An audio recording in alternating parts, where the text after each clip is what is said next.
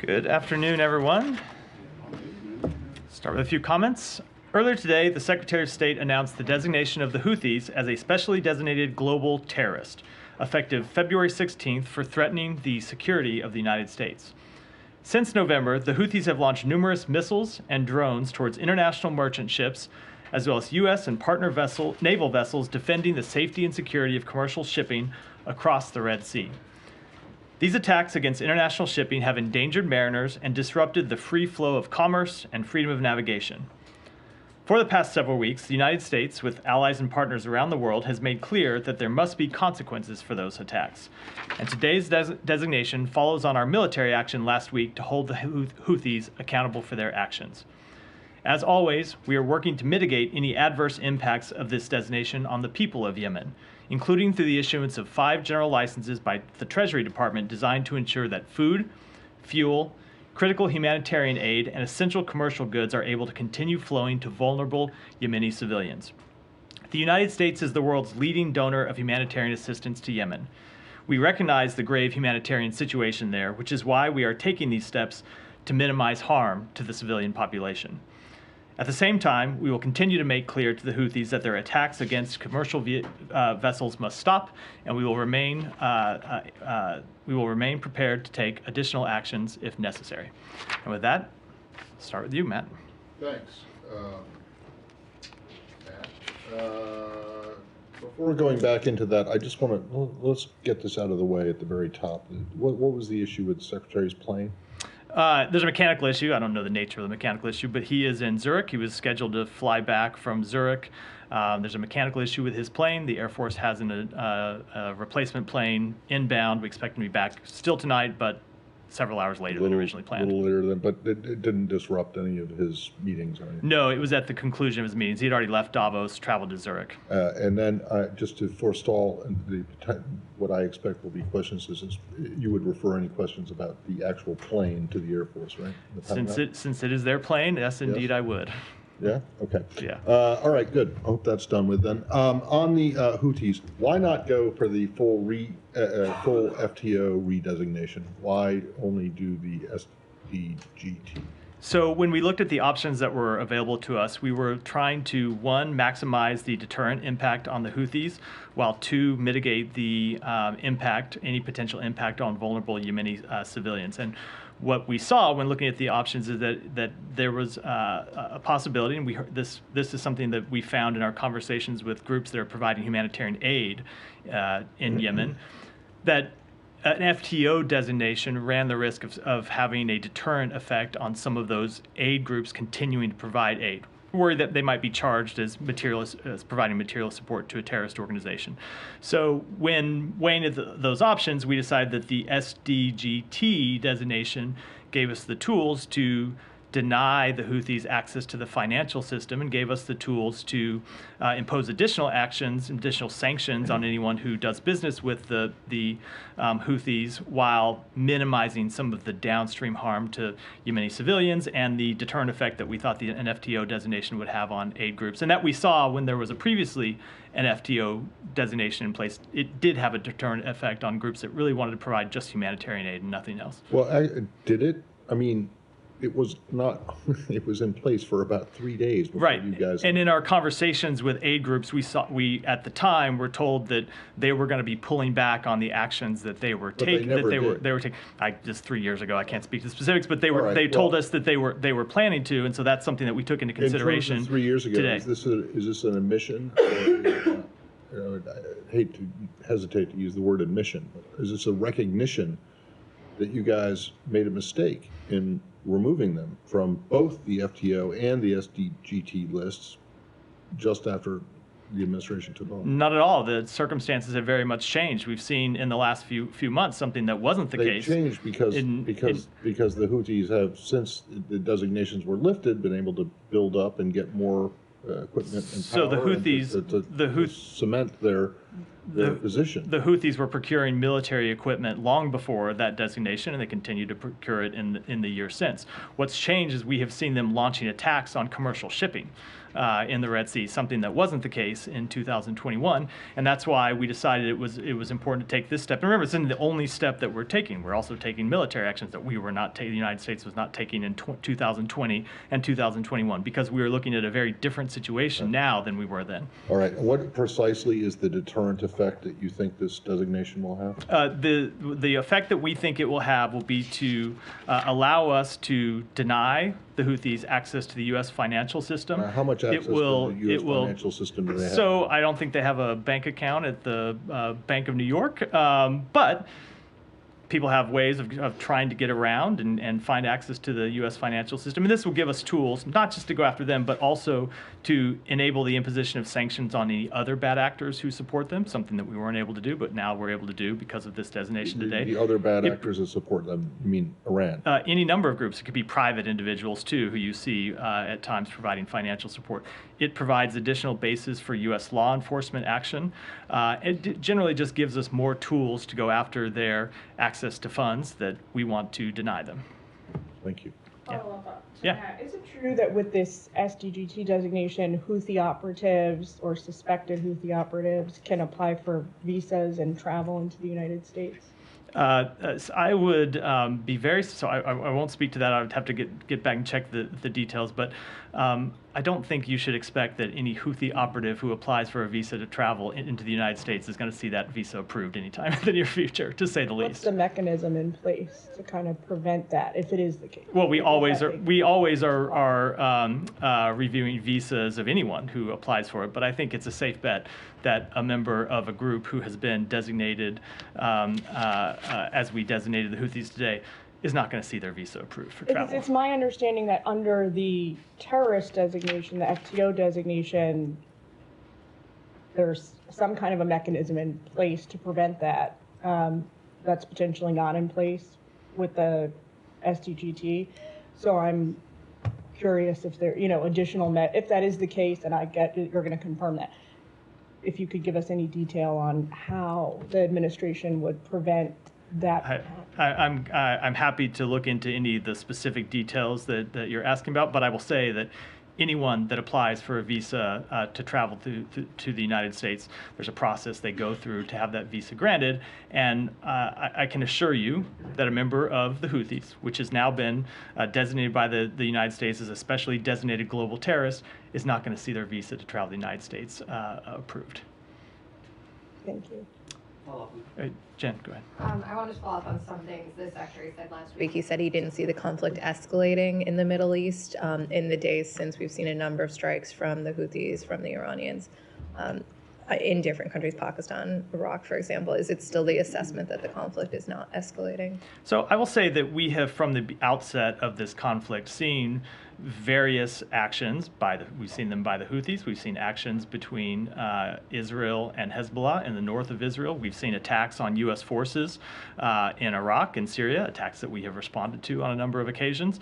So we have seen kinetic activity since October 7th, in addition, of course, to the Israel's military campaign in Gaza. What we have not seen yet, and what we have very much worked to deter, and what was a primary objective of the Secretary's trip last week, was to prevent the region from tipping into a full-blown conflagration. And so far, that effort has been successful, but it is something that we continue to work on all the time because I think, as I said right before we left, the risk very much does remain high that groups could miscalculate, that groups could try to take advantage of instability to further their own goals. And so that's why we continue to engage in diplomatic efforts to try to make clear to everyone in the region that we don't want to see the conflict escalated, that we don't think it's in any country's interest to see the conflict escalated, and it's why we'll continue to do so. At the same time, we take action to hold the Houthis accountable to uphold basic principles such as the right to free navigation.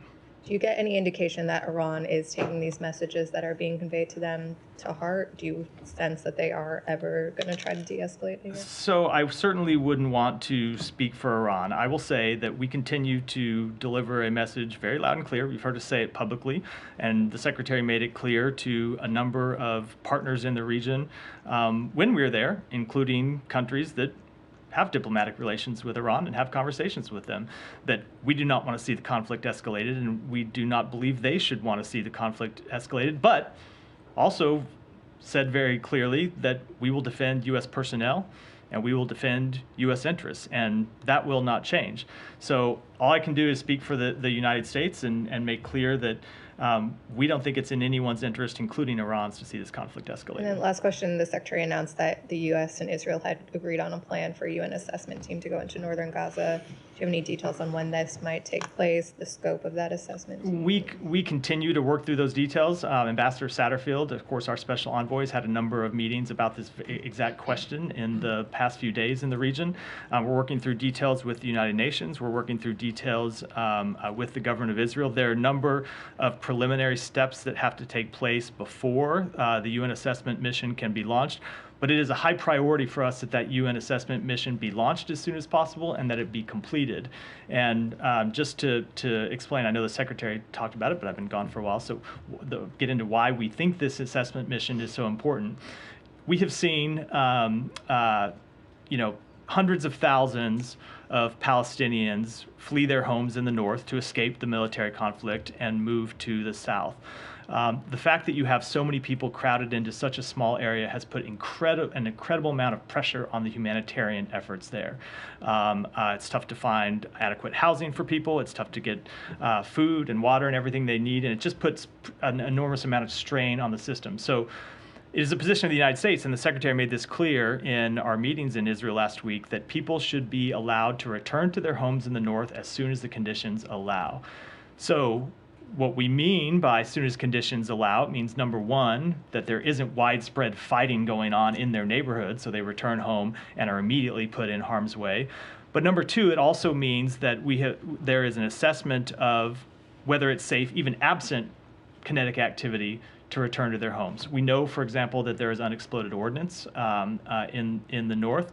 We know, for example, that there is an enormous problem, probably a larger problem than the problem of unexploded ordnance, of booby traps that Hamas set to try to target Israeli forces, booby traps that have never been triggered, IEDs that remain either along roadsides or in apartment buildings. So we don't want to see the situation where someone comes home and a family walks into their home and an IED is detonated and kills that family member. So this assessment mission is critical before we can achieve that step that we are trying to achieve, which is allowing people to come back to their homes and neighborhoods. Go ahead. I'll come to you in a minute, Saeed. Go ahead, Leon. Yeah, it's not really a follow-up, but speaking of escalation and You said that the U.S. Will defend its interests wherever it is. That's exactly the argument Iran is using when it's striking targets in what they call terrorist groups in Iraq, Syria, and Pakistan. What is your take on that? Do you condemn those strikes? Do you think Iran has the right to defend itself as the U.S. would? So we do condemn those strikes. We've seen Iran violate the sovereign borders of 3 of its neighbors in just the past couple days, and I will say that the difference is the context very much matters. I think it is a little rich for on one hand Iran to be the leading funder of terrorism in the region, the leading funder of instability in the region, and on the other hand claim that it needs to take these actions to counter terrorism. So when you've seen us take action, it has been in Iraq, where our forces are at the invitation of the Iraqi government. That's the only reason our forces are there. And you've seen us take action against the Houthis, which we have done as part of an international coalition and after a United Nations Security Council resolution condemning the Houthis for their attacks on commercial shipping. So you think you have cover? I mean, the strikes that you are covered, coalition and all that, but Iran is doing is as you cover. I think they're very different situations for all the reasons I just articulated. Go ahead. I'll come to you next, Olivia. Today, Thomas Friedman of the New York Times asked the Secretary of State whether do Jewish lives matter more than Palestinian and Muslim lives, Muslim and Christian, Palestinian Christian lives, given the incredible asymmetry and casualties and so on, to which the Secretary said with an emphatic no. Now, tell us, how does that square with the fact that both the President and the Secretary of State said in statements marking the 100th day, talked about the ordeal of the hostages and so on, and not a single mention of 100,000 Palestinians dead, missing, or injured? So tell us how that square with that. So, Saeed, I think you cannot take any one statement from any official in this administration in isolation and say that that reflects the totality of our opinion and the totality of what we have to say about the situation. And if you want to get specific about it, I will say that just 2 or 3 days before that statement came out, the Secretary was in Israel. And he talked about the fact that we are almost about to mark 100 days of this conflict. And if you go and look at the Secretary's remarks, he talked about the effect that this conflict has had on Israelis, and especially the families of Israeli hostages who have spent 100 days not knowing the status of their loved ones, not knowing if they're alive, not knowing the situation in which they're being held captive, not knowing if they will ever be allowed to come home and reunite with their loved ones. And he talked about what it's meant for Palestinians in Gaza, thousands of whom are mourning the death of loved ones, and thousands of whom are having to live in really intolerable humanitarian conditions. So the Secretary has spoken on a number of occasions, as has the President, about the toll that this conflict has taken on Israelis and on Palestinians. And it is what motivates the work that we in the administration have been doing to try to bring this conflict to an end in a way that ultimately establishes a just and lasting peace that ensures the security and the prosperity of both Israelis and Palestinians alike. Today, the WFP program, the World Food Program, said that, there's actually a possible famine.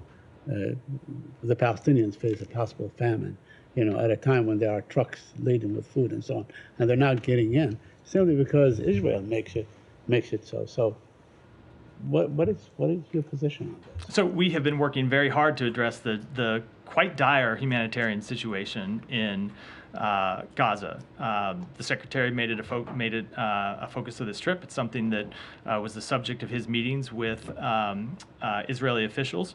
The Secretary went and toured a WFP warehouse in Amman, where food is being stockpiled and then delivered into Gaza for the benefit of Palestinian civilians. We recognize, we are the first to say that more needs to be done. More needs to be done to break down some of the logistical difficulties that the UN has faced in delivering aid into Gaza. More needs to be done to get aid once it's inside Gaza to civilians, both in the south and in the north. We want to see more trucks move into the north, where we know, even though there are hundreds of thousands of people who haven't been able to go back to their homes, there are still Palestinians who are in the north who need access to food and water just as people in the south do. So we continue to work on this very difficult problem. Our special envoy, David Satterfield, is in the region working on that. As I said, he was engaged in meetings on this question just in the past few days, and it's something we'll continue to work through because it is a high priority for us. And finally, in the same interview, the secretary said, he was wondering what's to be done about Gaza. How about a ceasefire? I think that would resolve immediately, would probably resolve this tragedy. So again, and we have obviously spoken about this before, we do want to see an end to this conflict. We want to see it as soon as possible, but we want to see an end to this conflict that's durable, and not an end to this conflict that leaves Hamas in place to, again, launch terrorist attacks against Israel. That's not something that's tolerable to Israel. It's not something that would be tolerable to any country. So we want to see an end to this conflict that ensures that October 7th can never be repeated. And that's why when the secretary was in the region, you saw him launch this effort to work with Arab partners and with Turkey to coordinate our efforts to reach a peace, not just for the short term, but that it eventually establishes a very clear path to a Palestinian state with tangible steps forward to ensure that there is a Palestinian state and real security assurances and security guarantees for Israel from the United States and from other countries in the region, because that is the only lasting solution, not just for the Palestinians, but for Israelis as well. So, I said I would go to Olivia next, and then I'll yeah. Then I'm glad to Yeah. Sorry, on the specific question about the WFP warehouse that we went to in Amman, because there the WFP staff was saying to us and to the secretary that it would be helpful. You talked about people in the north of Gaza. We're not talking about people returning to the north, which this UN mission is about, but the people who are still stuck in the north are, without aid, have been without aid for a really long time because none of the trucks can get there. They had a very simple request, which was there are border crossings between northern Gaza and Israel. Could the Israelis allow aid to cross those? Is that something the secretary raised with the Israelis? And what was their response? So I won't get into specifics that he raised around this. I will say that there are hurdles to opening some of those crossings. I believe there's some of them that have been damaged as a result of the conflict. But I will say that we have tried to ensure that trucks can make it from the south to the north. There may ultimately be some other solution down the road with access to the north, but the immediate solution that we have been working on is to get some of the trucks that enter either through Rafah or Kerem Shalom to move to the north. And the hurdle that we have faced is a very simple one of deconfliction, that the UN is trying to send trucks to the north, and they have a difficulty ensuring that there's deconfliction with the IDF to ensure that those trucks aren't struck. I'm not saying that the trucks have been struck, but if you don't have the appropriate assurances, you can see why they might be concerned about sending them to the north. It is just a logistical issue that we have been trying to work through as an immediate solution to people to ensure that there is enough humanitarian aid in the north. But that is a meeting that is an issue that Ambassador Satterfield was working on today in a meeting with Israeli officials, trying to ensure that we solve this deconfliction problem and get aid moving from the south to the north, as well as we continue to work through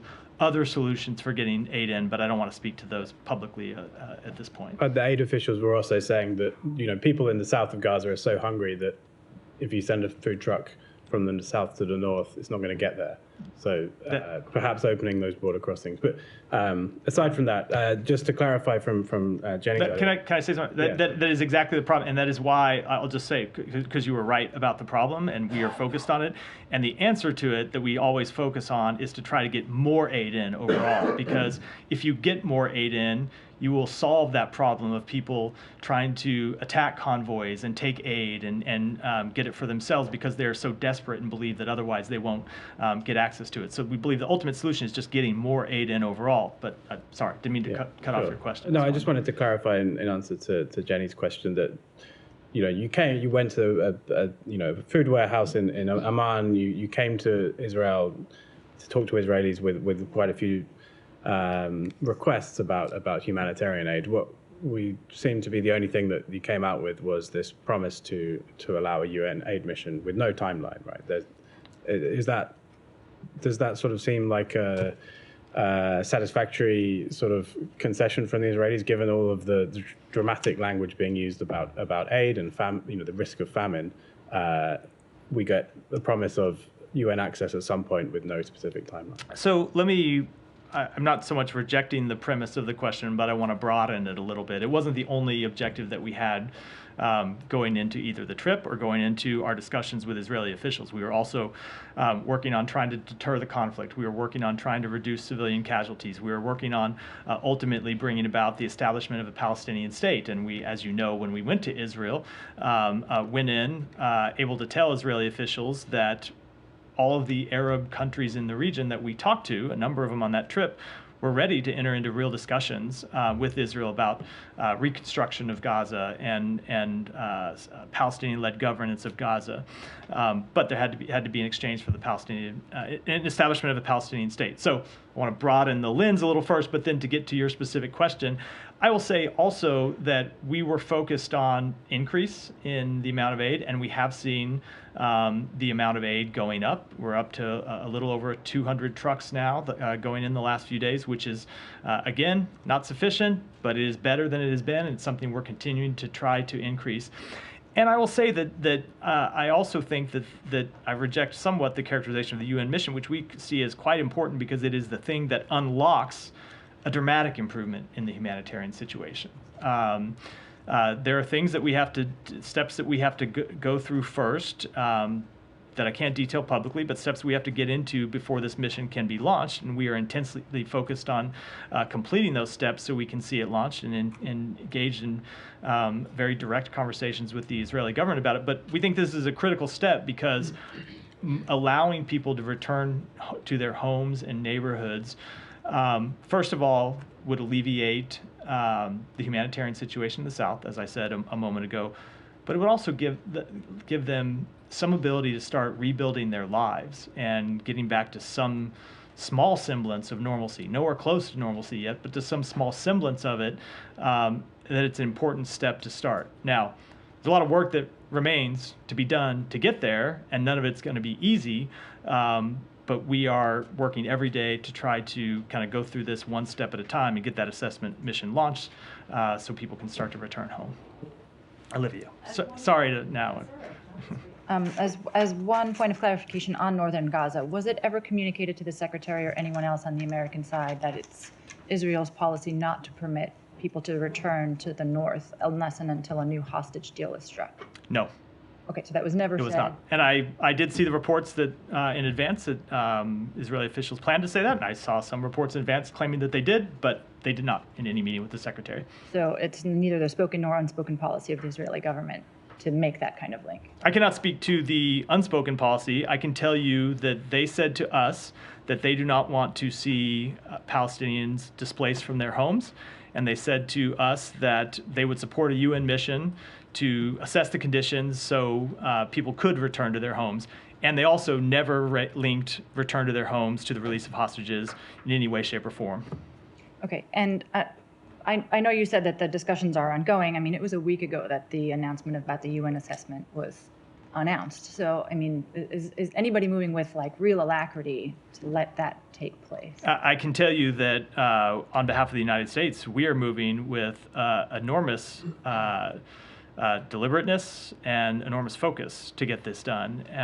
And there are a number of steps that we have to work through with the United Nations, with the government of Israel, but it was our urging that got this UN mission approved in the first place. So I can guarantee you we didn't walk in and urge for it to be approved just so it could wither on the vine. We want to see it launched. We want to see it launched as soon as possible because we do believe it is important to find out what the conditions are there.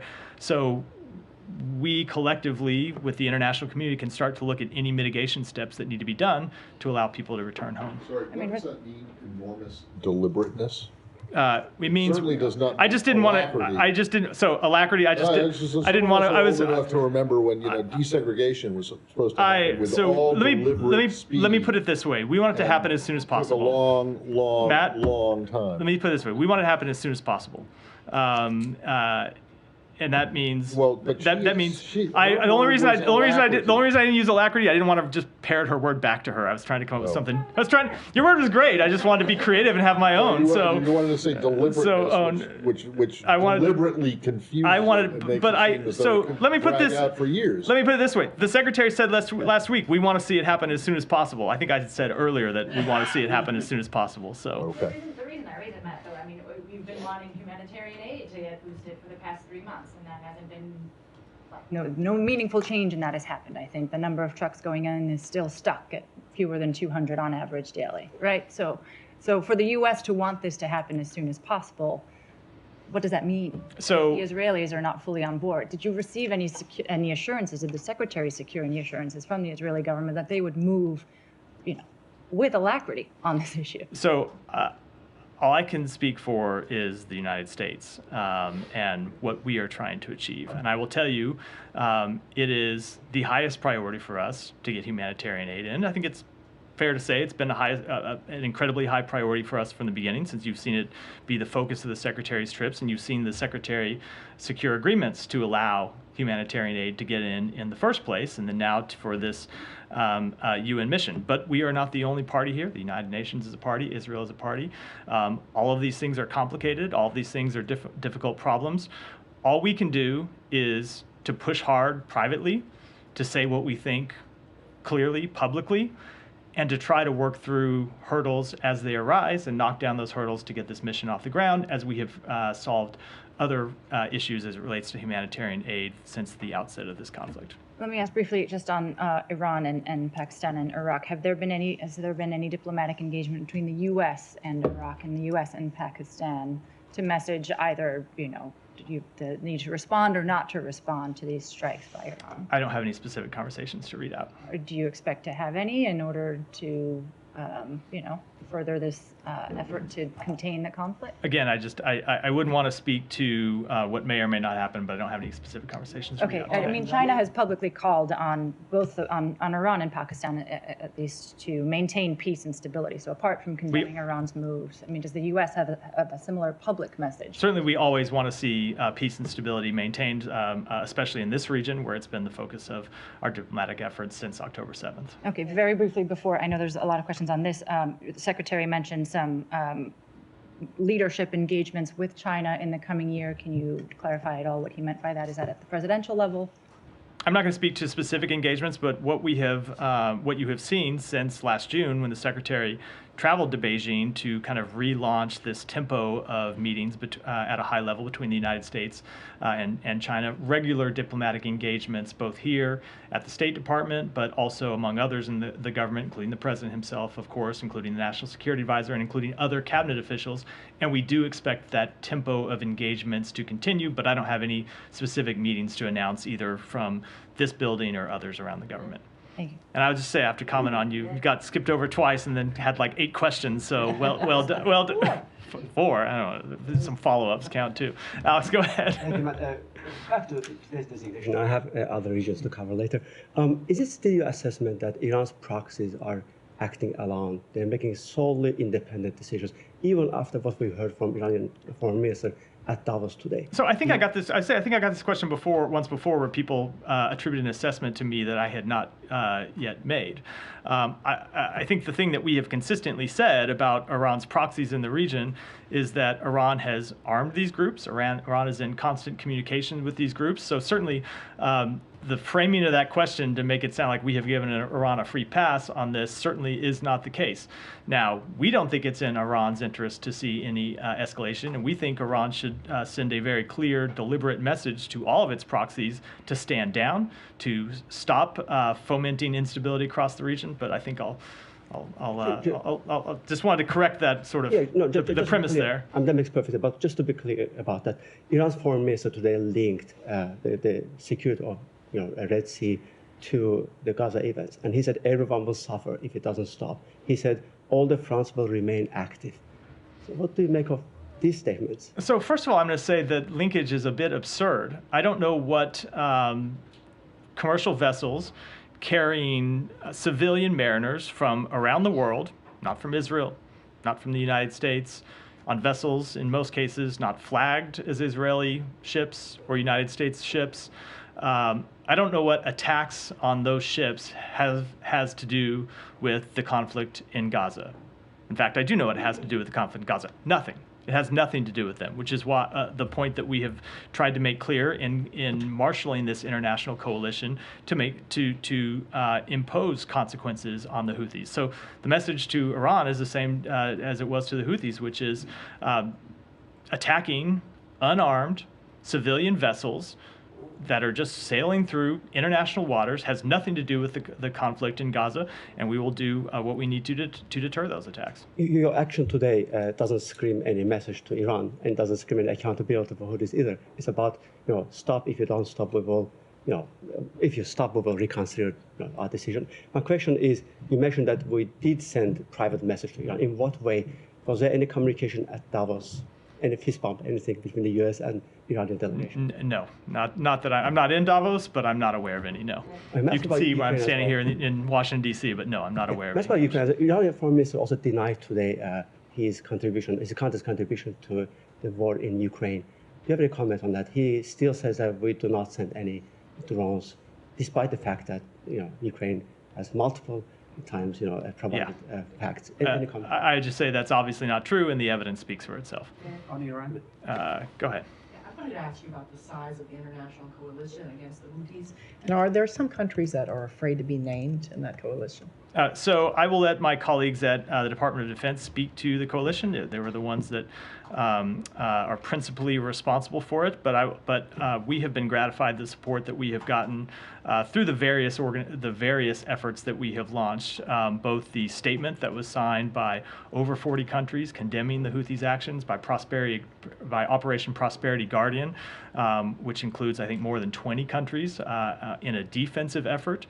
And then, of course, the coalition we put together for the military strikes last week by the United States, the United Kingdom, but with support from Bahrain, the Netherlands, and other countries. And I'll leave it at that and let other countries, of course, speak for themselves and the decisions that they make. Yeah, go ahead. Going back to access to Gaza, the Israeli government still hasn't given any independent journalistic access for foreign journalists to Gaza over 100 days in. On top of the number of Palestinian journalists killed in Gaza, is this something you're putting pressure on the Israelis about, allowing foreign journalists in? And what does it say, in your view, about people's ability to really know what's going on in Gaza? So we support the free, independent press all over the world. That includes in Gaza. We have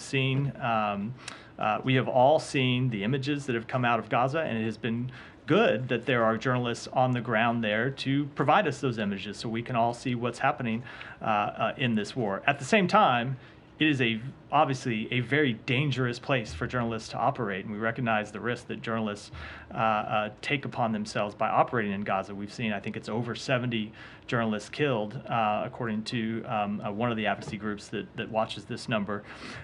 So it's a dangerous situation.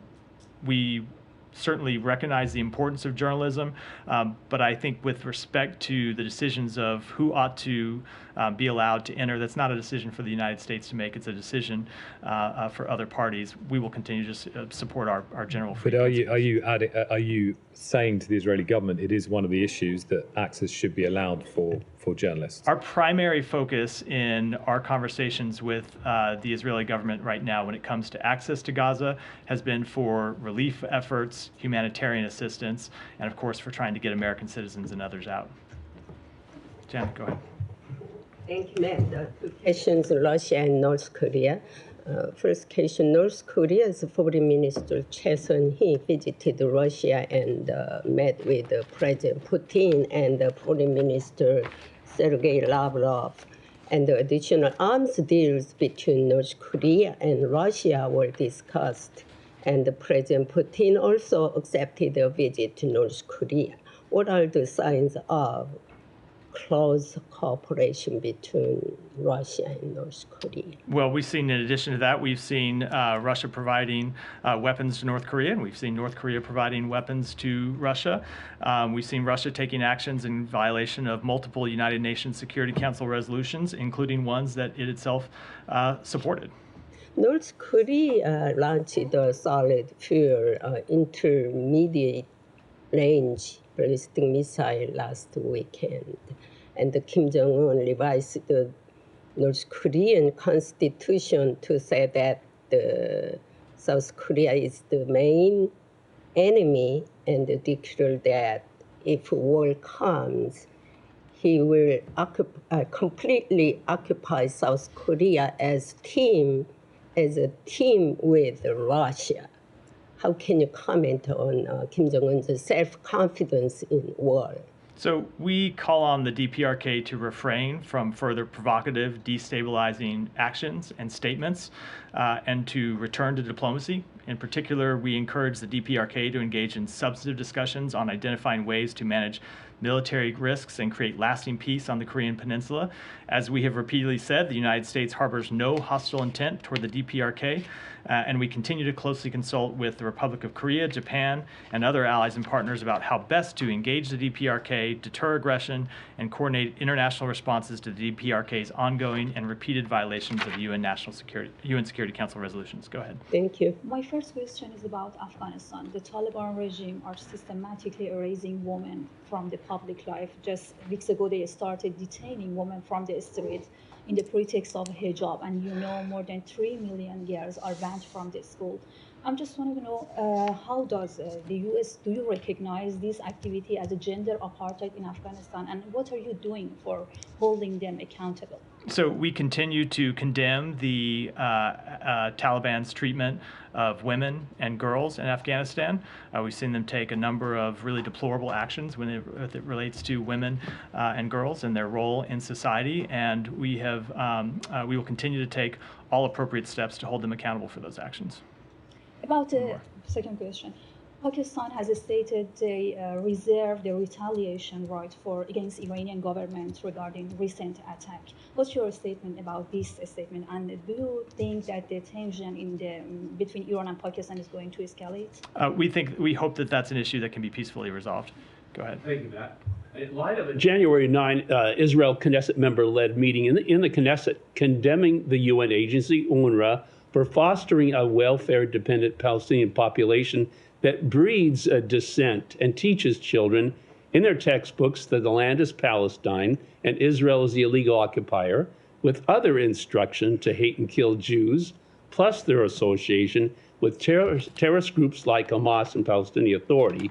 What is Secretary Blinken's response to Knesset members Sharon Haskell and Simcha Rotman, who are calling for the funding of UNRWA to stop? And I have a follow-up. So I'm not going to respond to the comments by individual members of the Knesset, but I will say that UNRWA has done and continues to do invaluable work to address the humanitarian situation in Gaza at great personal risk to UNRWA members.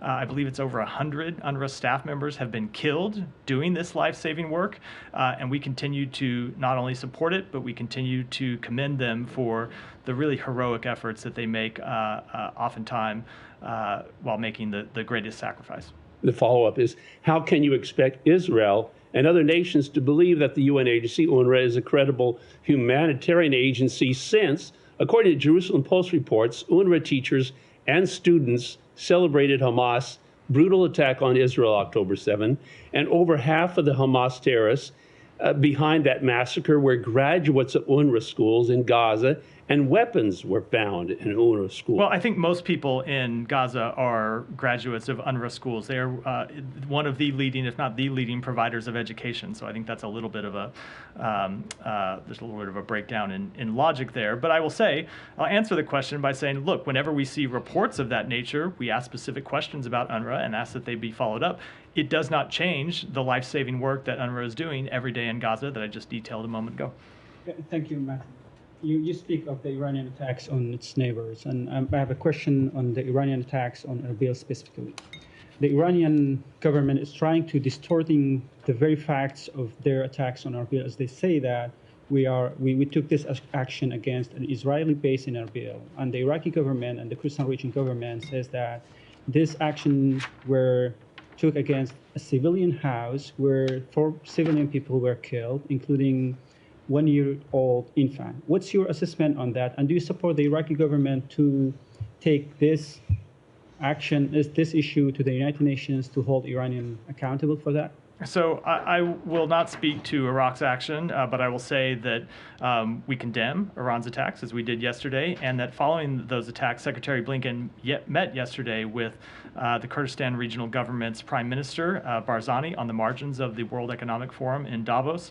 And in that meeting, the Secretary reaffirmed the importance of the U.S. partnership with the KRG and reiterated the United States' unequivocal condemnation of Iran's aggression in Iraq and the Iraqi Kurdistan region. Yeah, on these meetings, there was meeting between National Security Advisor Jake Sullivan and also Secretary Blinken, and today the U.S. ambassador to Iraq met with the Kurdistan region president. You say you showed their support, you support to the Kurdistan region. What do you mean by this support? Are you going to support the Kurdistan region to facing this attacks by Iran on the Kurdistan? How do you support them? I mean that we will continue to support them, including diplomatically, and beyond that, I think I won't preview any actions. Go hear Simon, and then we're going to have to wrap for the day. I've got to just wanted to come on to the aftermath of the elections in Taiwan on the weekend. We've seen, Taiwan's defense ministry said today that they detected 18 Chinese aircraft operating off its coast, off Taiwan's coast. So it seems like military activity is returning to the Taiwan Strait in the aftermath of Lai's election. Is that part of anticipated escalation that you were sort of waiting to see from Beijing? You know, do you expect to see that? Did you expect to see that given the victory of the DPP? Or do you think this is, a status quo activity by China? And do you have any message to China regarding those activities? So I will say we saw those reports. I don't have any assessment about the motivations behind them, or behind the activity, I should say. But I will reiterate that we continue to urge the PRC to not take any actions that would contribute to instability in the region, and we'll leave it at that. And we'll end there for today. Hold on, I got one more. Yeah. Guatemala. This is not an issue necessarily today, but it has been over the past week in the inauguration of the new president and all of the controversy, I suppose, around it. There are some people who say that U.S. actions and the actions of others, particularly regarding the country's attorney general, suggest that some kind of outside interference into the election process, and you saw the delay in the inauguration actually happen. I'm just wondering how you respond to that, to those comments. I would, excuse me, I'm a little hoarse today. I would say far from it. Our only interest in Guatemala has been a free, fair election in which the Guatemalan people could express their will and elect the government of their choosing. And the policy that you have seen us pursue over the past few months, including with enforcement actions, has been to support a free and fair election and to oppose any actors who tried to prevent a free and fair election, first and foremost, and then a transition to power by the rightfully elected president. And that means that you believe that the Attorney General was acting in a way that would hinder a free and fair election. I don't want to offer any assessment of that from here, but we did want to see a free and fair election, and not just a free and fair election, but then the candidate who was elected actually be allowed to take office. And all that happened, so you're pleased. Certainly pleased by the outcome. Yeah, okay. The eventual outcome. Yes. Thank you, everyone.